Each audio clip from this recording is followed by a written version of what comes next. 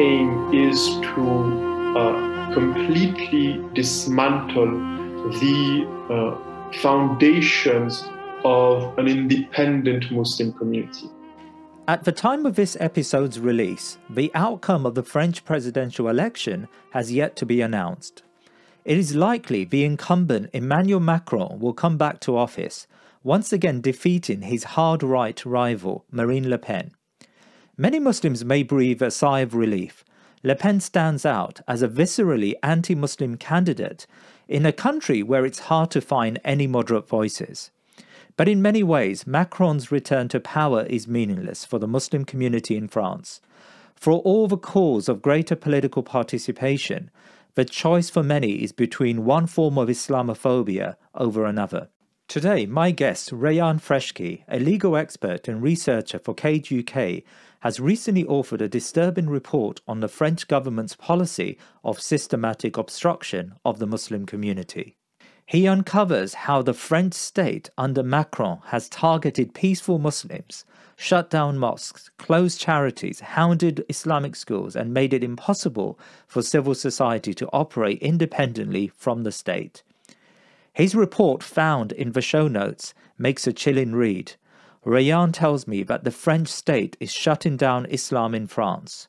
We talk about how this systematic obstruction of Macron has manifested, and the consequence for Europe's largest Muslim community. Now, Rayan, it's great to have you with us, and I've been reading through your report that you published for CageUK, and I advise all my listeners to read the findings of your report because I think it makes a chilling read. But I want to start, before we talk about systematic obstruction, I think this is what you call the French policy towards the Muslim community. I want to first ask about why. Why is the French state so harsh against Muslims in France? I mean, you know, from the outside, the impression we get is that the French state observes a politicization of the Muslim community. Muslims in France want to live separate lives. Muslims are calling for, I don't know, some form of Sharia in their public life. Muslims are disobedient to the laws of French society. I mean, the impression we get is that there's something going on in the Muslim community that the French state is trying to react to. What are the demands of the Muslims in France that have provoked the French state to act in the way it has? The specific demands that you are highlighting do not really exist. Like, there's no political party, there's no Muslim political party, or even outside of a political party, there's no shared and generic demand from Muslims according to which Sharia should be implemented in the entire territory, or that kind of stuff. That doesn't even exist. The point is, again, Islamism is nothing to the eyes of the state and to the eyes of basically the entire political spectrum, is nothing but the orthodox practice of Islam. So it becomes the argument that they're going to use is, well, hijab is, you're wearing hijab because of your faith, right? Okay, fair. And hijabs can be seen in the public sphere. So because it's in the public sphere, it's political, meaning that hijab is political, so it's a form of political Islam. So that's the link that they are basically establishing. And this is how political Islam in the end, or Islamism, only describes the normal practice of basic Islamic beliefs. I mean, we're not even talking about very deep stuff. This is just a very common Islamic practice. We can talk about hijab, but prayer as well. They went as far as identifying a deeper religious practice during Ramadan as a form of radicalization, a weak signal of radicalization. So it's very clear that they're basically targeting Islam. These kind of demands do not. These kind of political demands do not exist in the community, because even though we were mentioning that our understanding of the deen has deepened, it's not that deep. It's not still that shared. We still are a community that is very much secularized, maybe the most secularized Muslim community in the West. And by the way, even if you're not secularized, I'm not sure there's any point in demanding the implementation of Sharia to people who are not Muslim, by the way. This is not what Islam commands. That's very interesting. So it's really just day-to-day Islamic practice, which is now, which is regarded as being signs of political Islam or Islamism. And that's what the French state is trying to snuff out, trying to eradicate, right?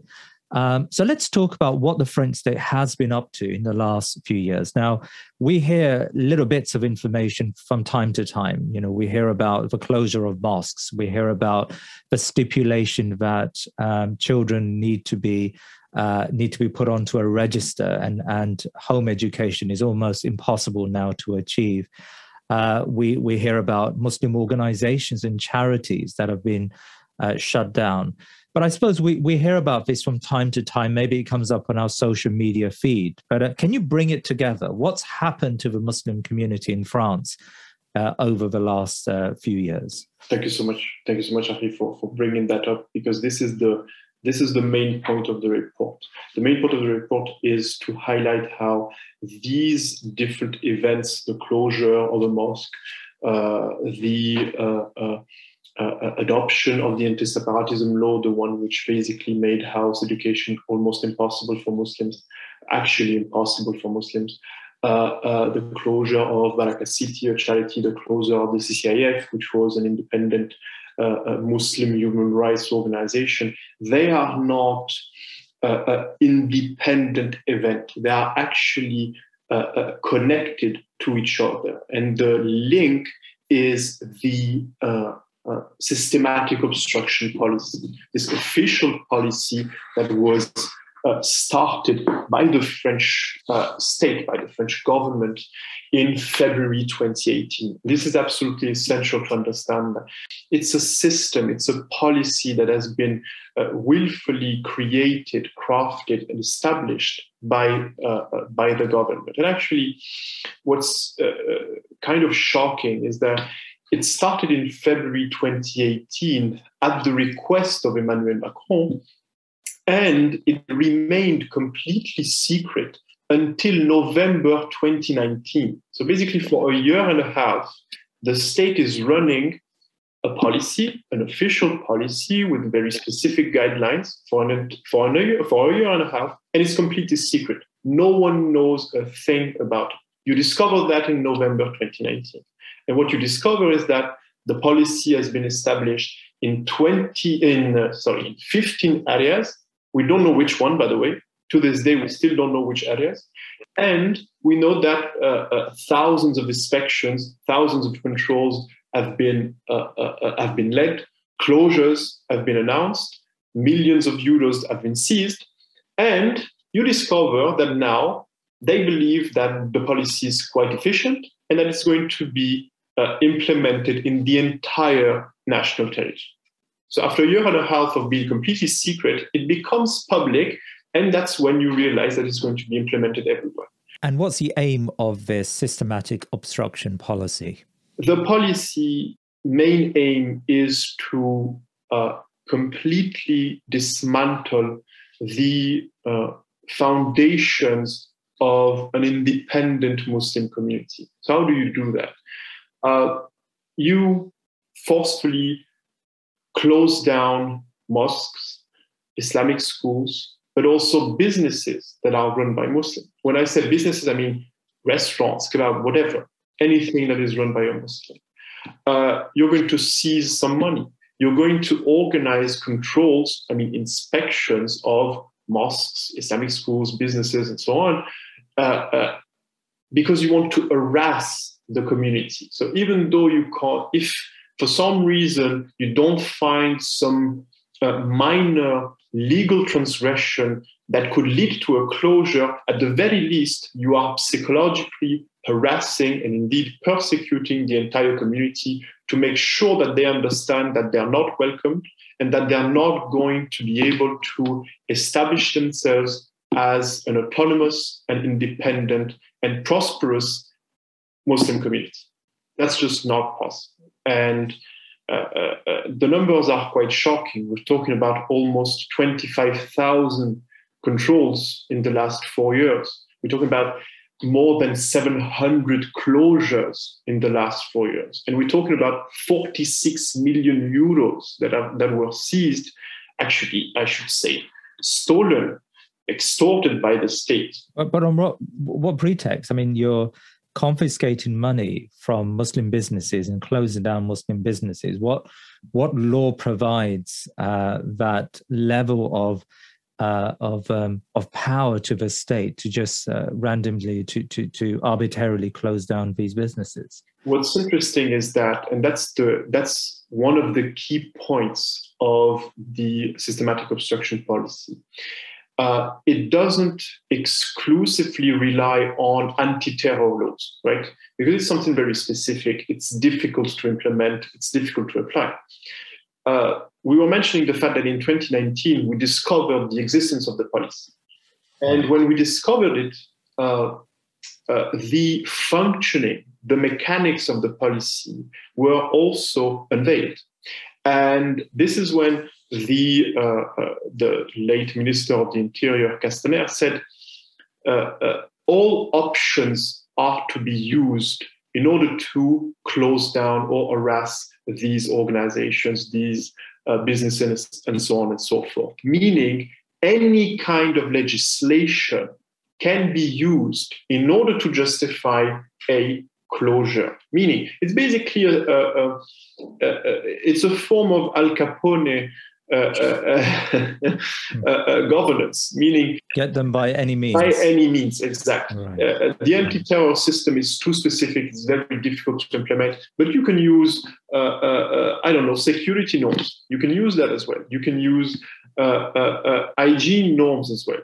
Let's use that. If you see the slightest transgression, which normally is not met with a closure, by the way. But if you see the slightest infringement, you can close down basically anything. And that's what's happening right now. So schools have been shut down. I mean, give me an example of a transgression that led to the closure of a school, for example. For example, a school, I recall a high school in Paris, and it was in a building, in a venue, and the building actually hosted different organizations. There was a Muslim organizations and other organizations that were not Muslim.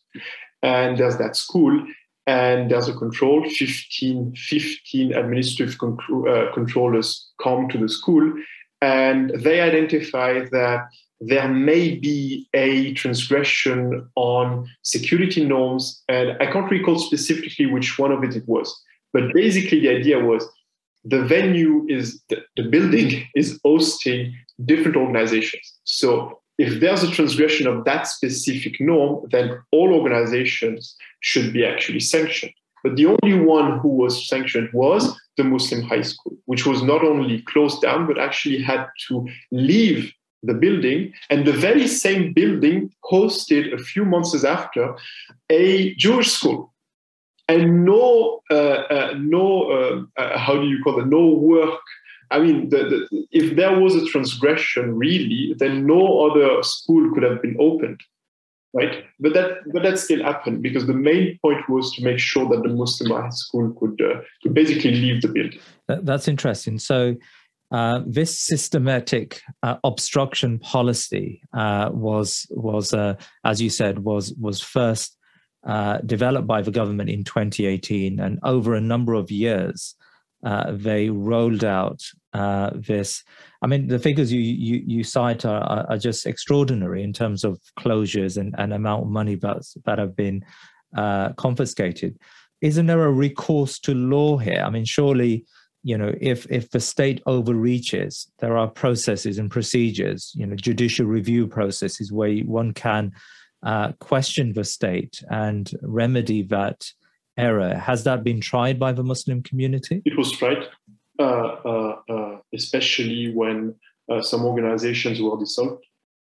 But the thing is, because of the Islamophobic consensus, because even some key the key Supreme Court in France, the Conseil d'État, actually validated every dissolutions with no issues, and they even stated back in 2018 that laïcité should be reformed, should be even more stringent because, and I'm quoting them, the law of 1905, which is the first law on laïcité, did not is basically could not be applied anymore because the social issues that France was facing in 1905 are not the same issues that they are facing right now. Basically, 1905, no Muslims in the French metropolitan area,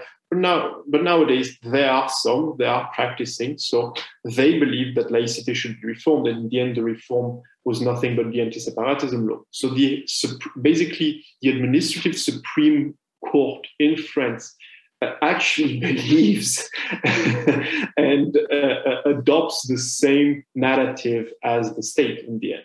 So that says a lot about the fact that even though I believe that obviously we should try our best to protect our rights in courts, it's very unlikely that this route is going to be efficient. Very unlikely. And tell me about, you mentioned two organizations, very big organizations, Barakah City and CCIF, and they were shut down in late 2020, I believe. What was behind the closure of these organizations? Why did the state go to that level? Well, what actually triggered the dissolutions and such a radical stance from the state, according to them, is the murder of Samuel Paty, who was a professor who was killed in late 2020 because he showed some blasphemous cartoons of the Prophet ﷺ. So right after that event,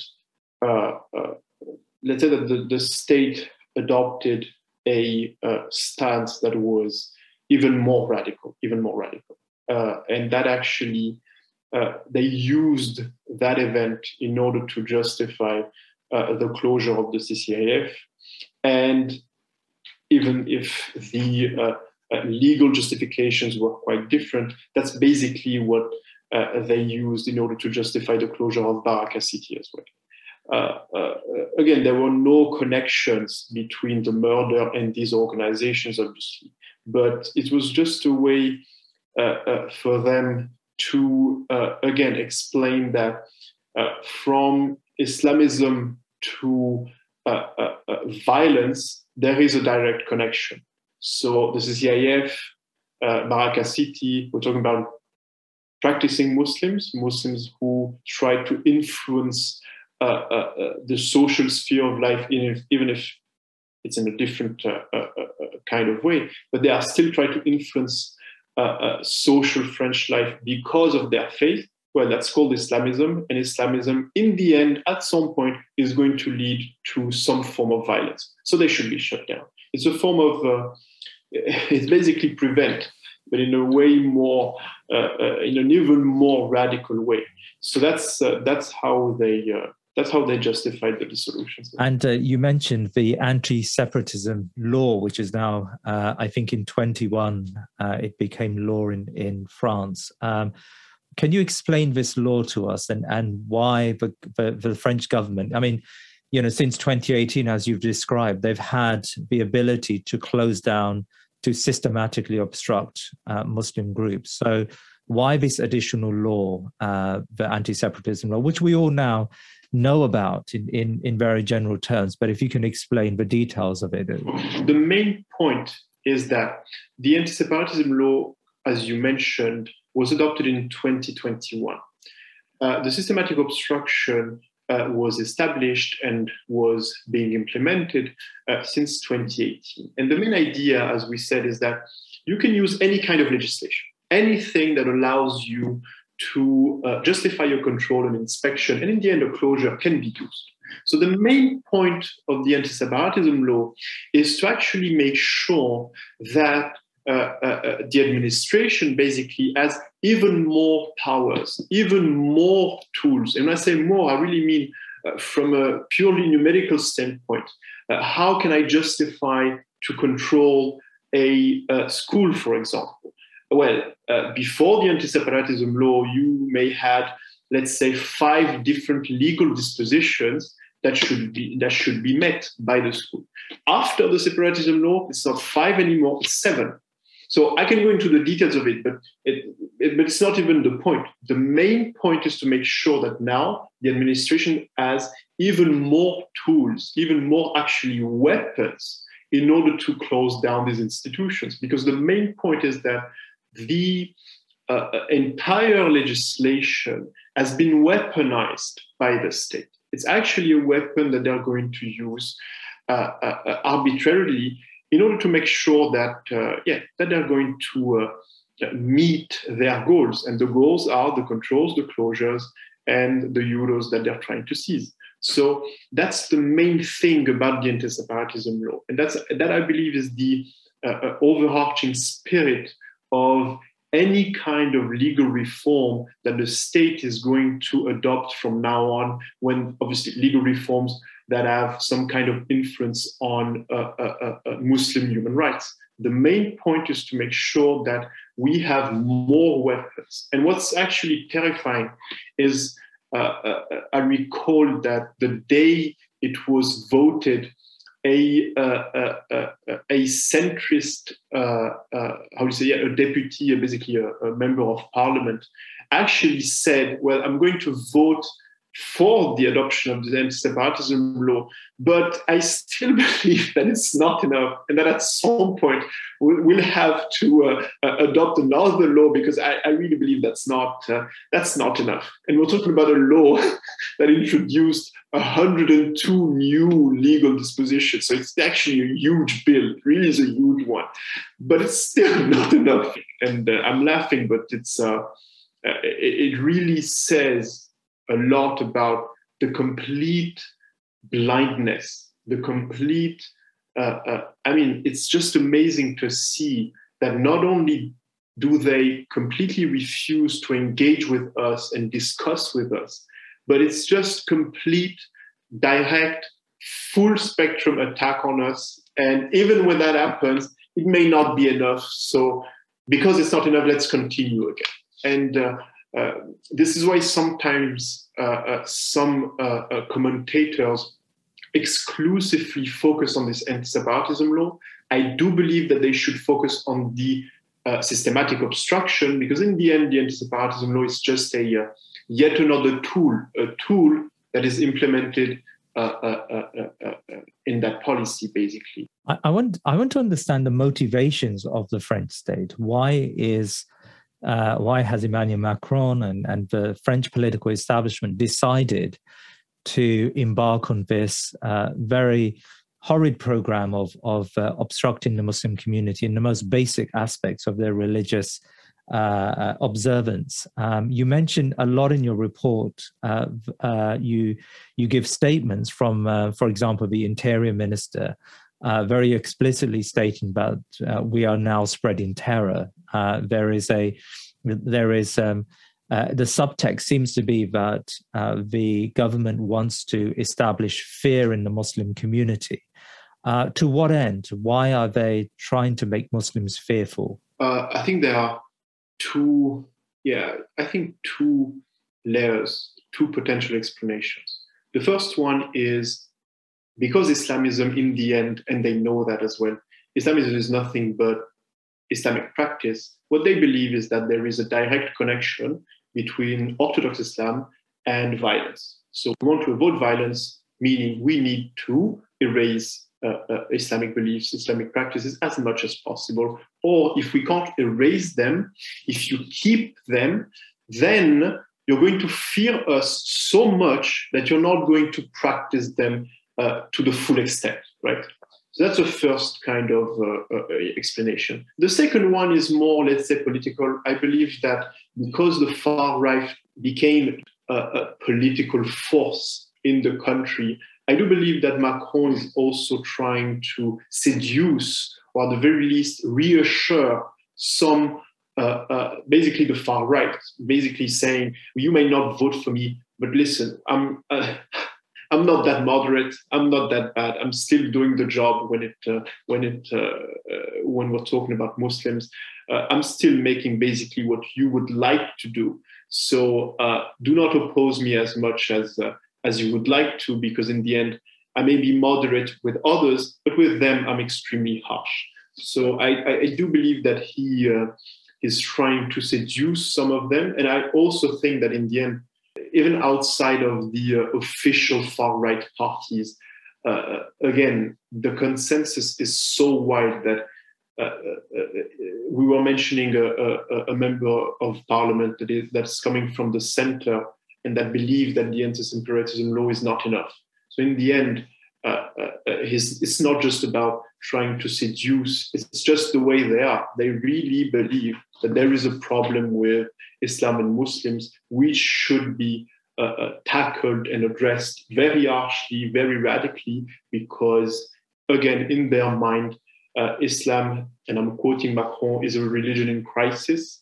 So it's a religion that should be, they should engage with with our religion in a very deep and, in the end, very radical way. Brother Rayan, do you feel that the French state is attempting to create a level of fear in the Muslim community to such a degree that it solicits a reform from within? The Muslim community recognize that in order to live your life and achieve one's interests, Islam is going to have to be reformed, pragmatically reformed, in order to be accommodated by the French state. Is the intention, in other words, to create an internal reformation within the French Muslim community and their perspective on Islam? I think this is an intention. I think that when Macron said Islam is in crisis, he was actually talking about the necessity of some kind of reform, paralleling basically the reform Christianism went through in the last centuries.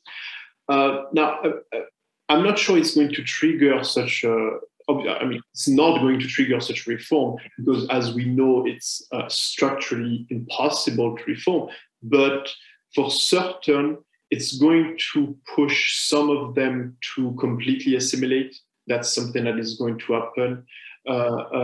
Some of us, even though they're going to maintain their beliefs, they're going to, I was about to say, dissolve some of their practices at some point, because that's the only way you can avoid basically social death. I mean, the thing is, okay, we're talking about the systematic obstruction, but if you put that aside, we also need to take into account cultural Islamophobia that leads so many of us who have diplomas, who have, mashallah, great competencies, which actually avoid them from getting some jobs, basically. So there's also that kind of the discrimination phenomenon, which is not directly connected to a state-led policy, is still very much prevalent in French society. So at some point, you're basically, if you adopt and implement and practice Islam to the full extent, it's very clear that you may face at some point a form of social death. So the equation is quite radical. So what are you going to do?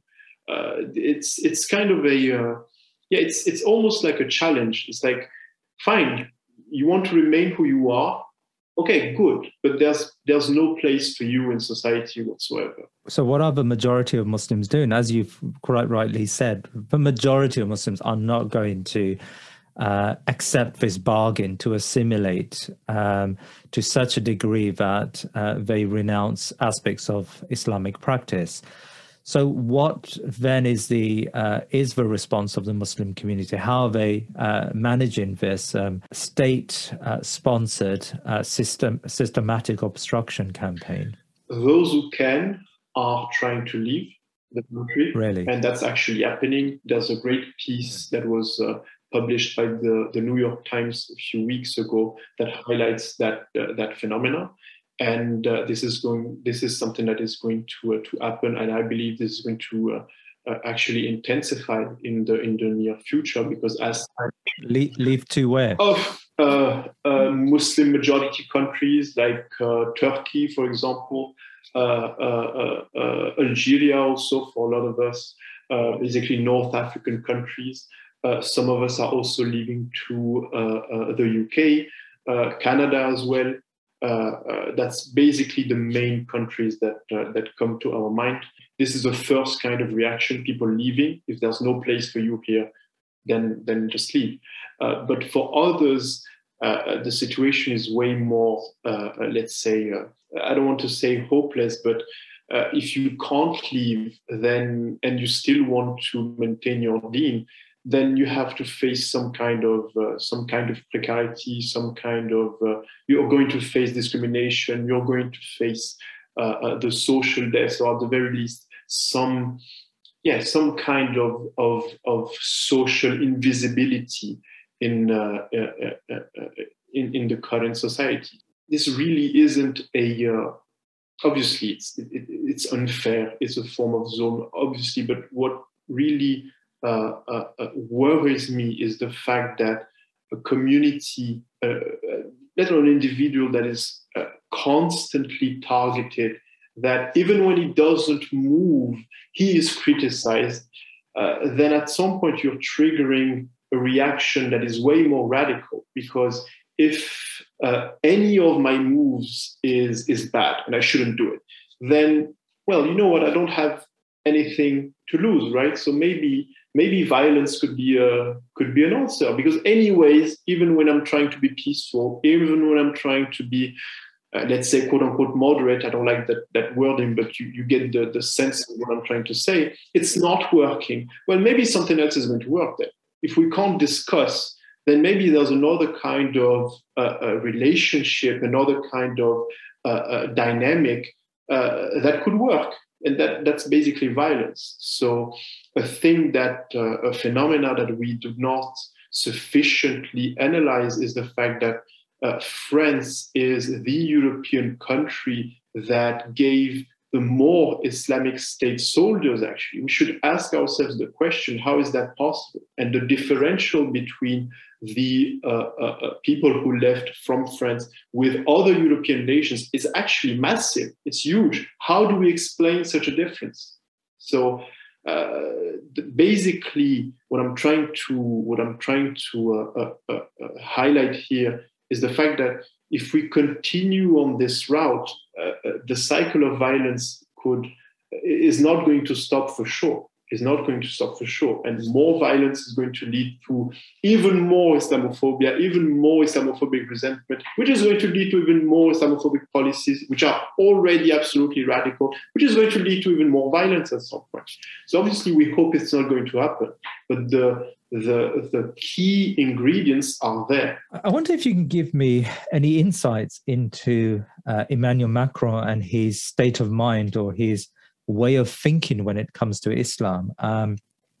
We've known for some time that even on the international stage, Macron has talked a lot about fighting Islamic extremism the world over, even when the Americans have somewhat moved on. Of course, 9/11 happened in America, but the current American administration is now focused on great powers, Russia, China in particular. And there is a movement away from fighting terror. We saw that in the withdrawal from Afghanistan.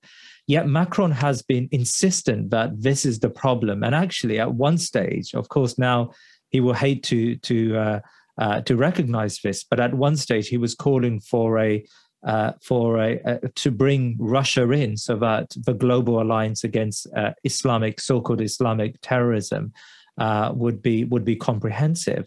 So what's going on there? Why is Macron so obsessed? Sure. It's important to understand here the strategical position of France, internationally speaking. So one of the key challenge that France is facing internationally speaking, is what they officially label as the strategical downgrade, meaning basically in various simple words, they're not as powerful and mighty as they were before. They're not as influential from a purely strategical standpoint as they were right after World War II, basically. And that influence has slightly decreased because, obviously, of the end of colonialism.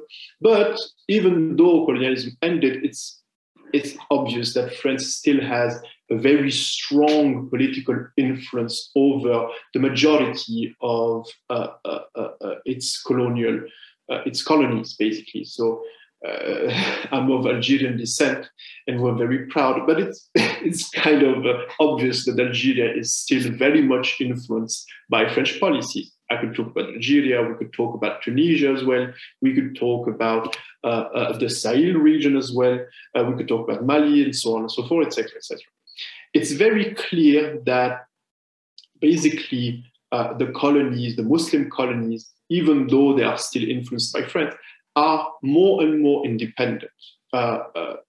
France is strongly opposing, for example, the Turkish state led by Erdogan, because the Turkish state is more and more independent, right? And this is something that is directly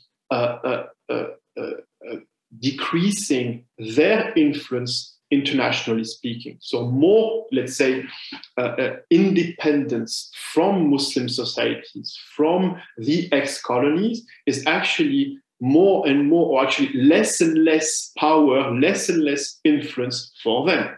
So this is why I believe they are trying to focus their attention on the Muslim world. Basically, that's the Muslim world we're talking about, because they have very strong connections with Egypt as well. They are very much backing al-Sisi against Morsi in 2013, and that's just their official political and strategical stance. If we want to remain basically relevant and powerful, we cannot afford an independent and powerful Muslim world. That cannot happen. They're not as strong as the US, who may not have the same kind of obsessional focus on the Muslim world, even though they have. But France is not as mighty and as powerful. So if the Muslim world truly becomes independent, and we know what it means, then France is not a mighty nation, is not a supreme nation. It's a European nation, just like Italy, just like Spain. It doesn't have anymore, and won't have anymore, such a strong word over the destiny of the world. Basically. And turning to the domestic political situation, elections are coming up, and we hear a lot about Marine Le Pen, but of course Eric Zemmour has now become a viral story on the internet, and he's vying for that right-leaning vote in France, which seems to be a very substantial vote in French politics. Now, I know that the electoral system is somewhat different to the British electoral system or even the American system. So how likely is it that someone like Eric Zemmour or Marine Le Pen, who, of course, in grades, they are all Islamophobic, but these individuals would be far more vociferous in even the very few things that the French state allow. For example, I understand that Eric Zemmour has talked about banning the hijab in the streets. How likely is it that candidates like these would break through and form the presidency? Well, for the presidential election that is coming up, I still don't see someone like Zemmour or Le Pen winning in the end, because if you add up, as you mentioned clearly, the far-right electorate is quite huge. We're basically talking about 30% of the electorate. And if you add to that specific electorate, the right-leaning, classical right-leaning, who are still very much Islamophobic, you basically, we're basically talking about 40, maybe 45% of the electorate.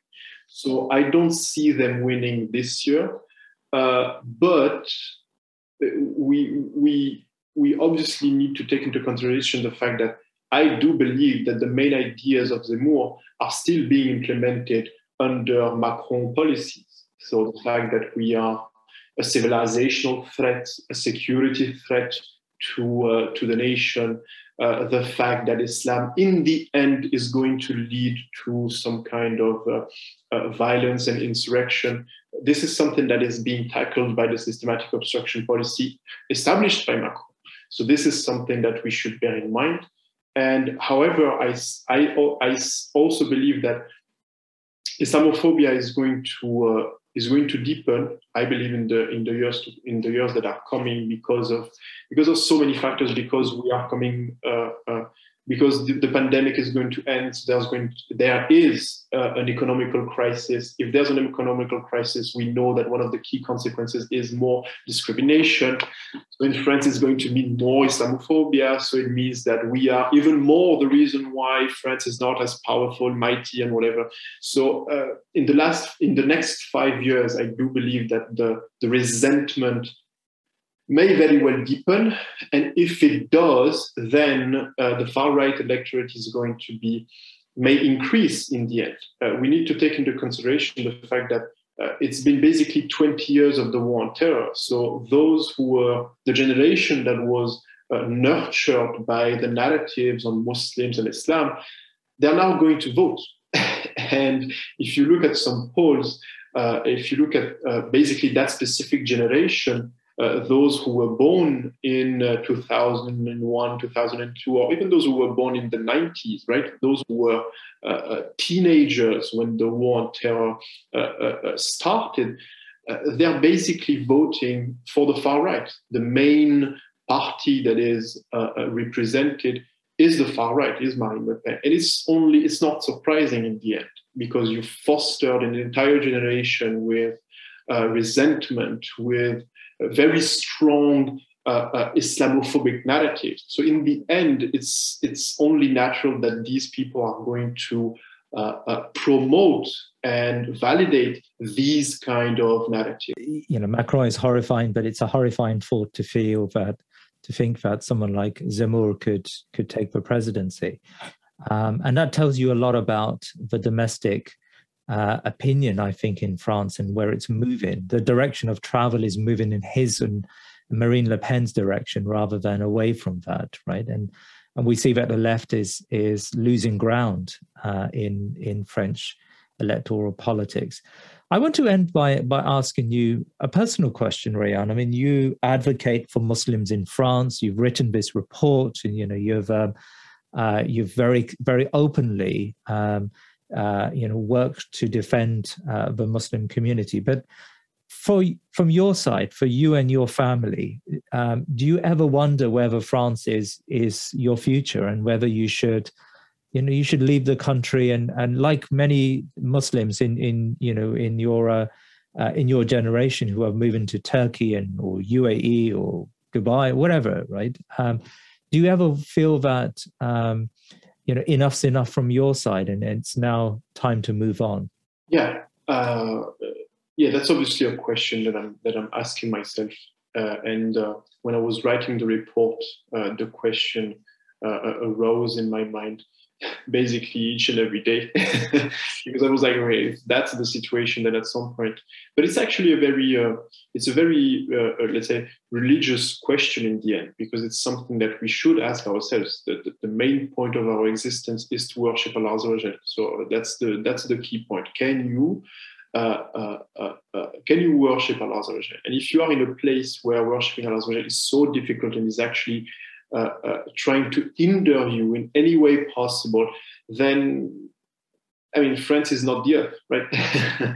So at some point you have to ask yourself the question. And yeah, I think from a personal standpoint, I answered it. and I don't see France as my personal future. I'm not trying to, even though I wrote the report, I'm no scholar. I'm not. So I don't. This is my personal answer. I'm not trying. I don't want to mislead an entire community, telling them what they should do. I'm not a leader. I'm not a religious leader. I'm not a scholar. So this is a personal answer that I have. But yeah, for sure. Because then the question is, it's about me, but it's also about the future generations. So do I want? I don't have children, but if at some point I have some. Do I want them? What am I going to do? Am I going to send them to a secular school where you can't pray, where you're not going to be taught about the deen, where they're basically all the mosques that are left are basically run by the state? Is it still a mosque? I can't send you to an Islamic school because they don't exist, or if they exist, they are basically being raided each and every week. Do I want that? So this is a key question that we have to ask ourselves all the time. And from my personal standpoint, I don't see my future in it, because again, at some point, we're trying to hold accountable the state for its crimes, but we also need to remind ourselves that we are going to be held accountable at some point when we're going to be resurrected. We're going to be asked some tough questions, and we better ask ourselves the tough questions right now and try to find the correct answer right now, and not just avoid them. And then at some point, because at some point we'll have to answer, and it's better to answer right now than to answer in the next life, inshallah. So yeah. Rayan, it's been a pleasure speaking to you today. May Allah make it easy for you and your family. Actually, maybe there is one last question. What can we do as Muslims beyond France, Muslims in the Muslim world? You know, we did see after the Samuel Paty killing and the atrocious statements of your president, we saw that around the world there was an outpouring of emotion against French policies towards the Muslim community. Even we had campaigns to remove French products from the shelves of many of the supermarkets and shops around the Muslim world. I think that was short-lived, and it didn't seem like it continued for longer. But is something like that a coherent answer to this problem from our sort of solidarity perspective? Yeah, I do believe this to be a potential answer, a potential efficient answer, because I do believe that the French state, is trying to promote a certain vision, right? They're trying to promote an idea that France is promoting and respecting human rights, that there's no issues with minorities, no systemic discrimination, no systemic Islamophobia, and so on and so forth. Why are they doing that? They're doing that because of the strategical downgrade. You cannot afford to have a bad reputation. You're already on the decline. But if now you also have a bad reputation, then for sure it's basically over. So you're going to face some boycotts. You're going to face difficult diplomatic relations with other key nations in the world. So you can't afford that. So the best way to actually, let's say, protect us is to make sure that their image should be the correct one. No, France is not a state that respects minorities. It's absolutely not a state that respects Muslim rights, for sure. It's a state that is officially Islamophobic, that is implementing official policies that are completely Islamophobic, and that actually only describe a proper Islamophobic persecution. The idea of the report is to make sure that people understand that it's so bad that it's actually a form of persecution. So if people understand that, then you'll have a correct understanding of the French picture. And once you have that, then for sure you can take peaceful political actions that are going to hold the state accountable. That's basically the only thing that could, in the end, international pressure that could in the end maybe trigger some kind of reform in France. That's my personal belief. I do believe that internally, domestically, there's some work to be done, but in the end, it's absolutely not. It's nearly not enough. We really need international pressure and international solidarity from the community. And that's basically something that is always, it's always the case. If you look at our history, that's not only something that comes from our principles. It's if you, I'm not going to quote the hadith from the Prophet ﷺ when he compared the entire ummah to a body, right? But everyone knows it. But then you actually have to implement it from a purely strategical standpoint. We still are one ummah. We're always going to be one ummah, whether they believe it or not, whether we feel it or not, we still are one ummah. And that actually means that in order to revive justice and divine justice, you have to not only show solidarity, that's great, obviously, but you also have to take some kind of steps, peaceful steps. You don't have to do some crazy stuff in order to put some pressure. And you greatly reminded me of what happened right after the Samuel Paty murder and the cartoons and the blasphemous cartoons of the Prophet ﷺ. We actually saw that France felt so insecure that the actual president, Macron, went to Al Jazeera in order to address that, because he understood that this is a key moment in history. We can't afford to have a bad reputation, because if that happens, the strategical downgrade is just basically happening and it's over for us. So the more we highlight what they're doing, the more, inshallah, we can hope for some change. Inshallah. Inshallah. Jazakallah khair, Brother Rayan, for your time today. Jazakallah khair. Thank you so much for your invitation.